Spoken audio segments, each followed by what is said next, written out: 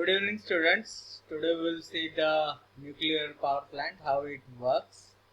So basically, the working is just like a steam power plant only. Differences of the fuel we are using. So here also we are boiling the water, converting that water into the steam. We are using that steam to rotate the turbine. So that heat energy will be converted into mechanical energy, and again by using the turbine and generator we are converting the mechanical energy into the electrical energy. So basically they works like a same, but difference lies in the fuel we are using. So this is the nuclear power plant. Now the basic fuel required is called as uranium. So there are mines of the uraniums basically located in US and then Australia. So the uranium is mined and it get refined. So uranium it get refined in that. Next is this uranium ore will be converted into the by using a fluorine. The uranium ore is converted into the uranium hexafluoride. So by using the fluorine gas, it will be converted into the solid pellets. Now enrichment of that uranium takes place. So it becomes an uranium isotopes. So by enriching that or concentrating that uranium isotopes, now this uranium solid is encased in a solid pyramid, ceramic pellets. Now whatever the enriched uranium is there, that is encased, that is closed in a solid ceramic. You can see here, these are the solid ceramic pellets in which the uranium is encased. Encased means it is filled. It is filled in this solid ceramic pellets.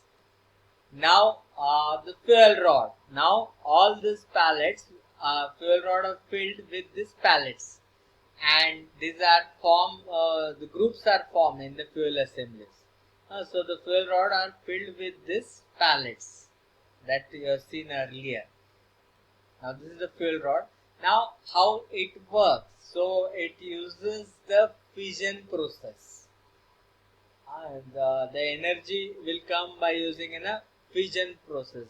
So what is the fission process? The uranium atom is bombarded with the neutrons.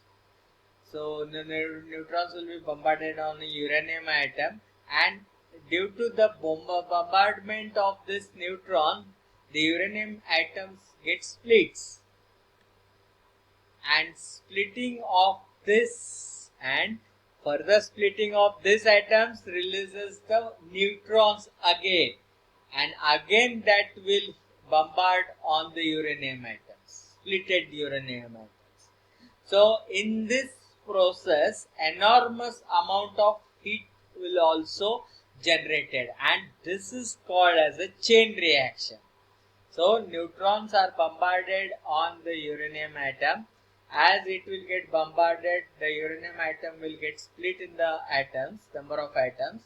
So, and splitting of these atoms will release the neutrons, and when it get then neutrons are released, again they will again bombarded on that atoms. Now in this process, the enormous amount of heat will be generated, and we are using that heat to convert water into the steam. So by using that heat generated by this chain reaction or fission process, so that heat is used to convert the water. That water will be get heated by using this heat generated by the fission process, and water is converted into the steam. Water is converted into the steam, and then that steam is impacted, high pressure, high velocity steam will be impacted on this turbine blades.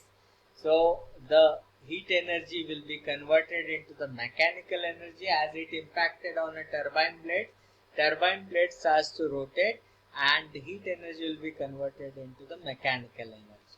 Now, as turbine blade starts to rotate, it is coupled with the generator shaft. So, as it coupled with the generator shaft, so the mechanical energy will be converted into the electrical energy, and whatever the electricity generated will be transferred to the load centers. This is the how it works. So we are using the fission process to produce heat, and we are using that heat to convert the water into the steam, and that steam is used to rotate the turbine or turn the turbine. Now the heat energy is converted into the mechanical energy, and the mechanical energy is that turbine is connected to the generator, so the mechanical energy will be converted into the electrical energy. Now, the nuclear power stations. So this work in a similar way of the normal power station, that is thermal power station. Here you can see this. This is the animation. This is the containment structure where all this fission process takes place. Now here you can see this is the reactor vessel. These are the control rods inserted. This is the pressurizer. This is the steam generator. These are the called as the turbines. Then this is coupled with the generator. Then again this is the condenser unit where the heat transfer will take place, and this is the feed pump again to recirculate. Now how it works? So due to the fission process, the heat will be generated, and this is the heat steam generator. Now when that heat will be produced, so this is the one type of heat exchanger. It is one type of heat exchanger. Now here you can see the lot of heat is get produced. Now the coolant is passed through it, so that will get heated, and again in this heat exchanger, that heat of that coolant is given to the water. So when that heat of that coolant will be given to the water, so the water is converted into the steam. Water is converted into the steam, where this is the steam generator. Here you can see due to the due to this heat transfer, the water is converted into the steam. Now here you can see the path of the steam. Now the steam will be impacted on the turbine blade. Here you can see it will be impacted with very high velocity on the turbine blade. As it impacted on turbine blade, the turbine also starts to rotate, and the heat energy is converted into the mechanical energy. Now this turbine is connected with the generator and with the shaft. So as turbine starts to rotate, that shaft also starts to rotate, and it will tends to convert the mechanical energy into the electrical energy. Now whatever the steam coming out from this turbine blade, again it is passed through this condenser unit, or it is also called as a cooling tower, where the heat exchange process takes place. So fresh water will be come in a contact, cold water will come in a contact with the steam, and the condensation process takes place, and due to that condensation process takes place, the steam will be converted into again water, and by using the feed pump, we are again recirculating that water into the steam generator. Now this is the process in which how that nuclear power station works. So it is similar to the thermal power plant. The main difference is that the nuclear fuel is not burnt, and it is used to boil water in a heat exchanger. While in the case of the steam power plant, the coal, we are using a coal as a fuel that is burnt. But in the case of the nuclear power plant, the nuclear fuel is not burnt. It is used to boil the water in a heat exchanger. This is the how it works. Now here the main important thing is to control, how to control the chain reaction. because lot of enormous amount of heat is required, and many times it is required. It should not, the situation should not be out of hand. So where to use the control rods? Where to use the control rods? So generally cadmium is used as a material to manufacture this control rods. So here you can see when we insert the control rod, so what will happen, that the cadmium control rod will absorb the neutrons. The cadmium control rod will absorb the neutrons, and it will control the chain reaction. It will minimize that number of neutrons, so that neutrons will again not get bombarded on that uranium atom. So when we insert the control rod, the reaction decreases. Now when we want to increase that chain reaction, that what we will do, we will just withdraw the control rods. So by withdrawing that control rod, again the neutrons will get released and the reaction will get increased. So this is the way how we can control the chain reaction by using the control rods. Now these are there are two types of the reactors. One is the boiling water reactor and second is the pressurized water reactor. Now here you can see the diagram of the boiling water reactor. So it consists of the reactor vessel. The containment structure will consist of this reactor vessel, reactor core, control rods. Here you can see this is the steam line, turbine and generator. Now in the boiling water reactor uses demineralized water. It uses demineralized water as a coolant and a neutron moderator.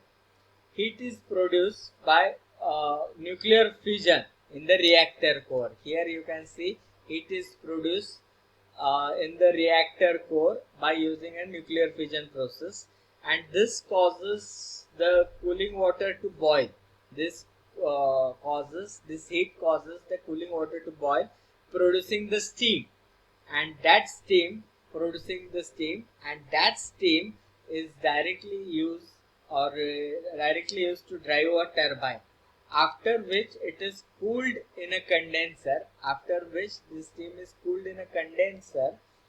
and it is converted back into the liquid water, and this water is then returned to the reactor core, completing the loop.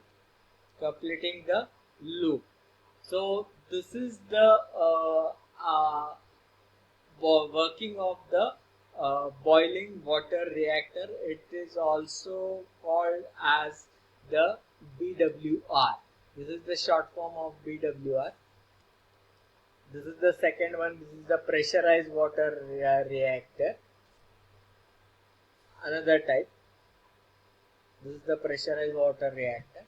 Only difference is PWR and BWR. Here we are using the steam generator or a heat exchanger to convert. It is the reactor core it doesn't directly convert the water into the steam. Here we are using the heat exchanger to convert that water into the steam. Now these are some safety it should be used: containment vessels, dry wall, reactor fuel. Now what are the advantages? The fuel use is cheaper, the space required is less compared to the hydropower plant. The portion of generator steam can be used as a process steam. The plants can be located near the load centers. It reduces the transmission line cost and loss of energy. Now what are the disadvantages? Operation and maintenance cost high. The time required for starting of plant is very high. The large quantity of water is required. The pollution causes the health problem to the workers. Thank you.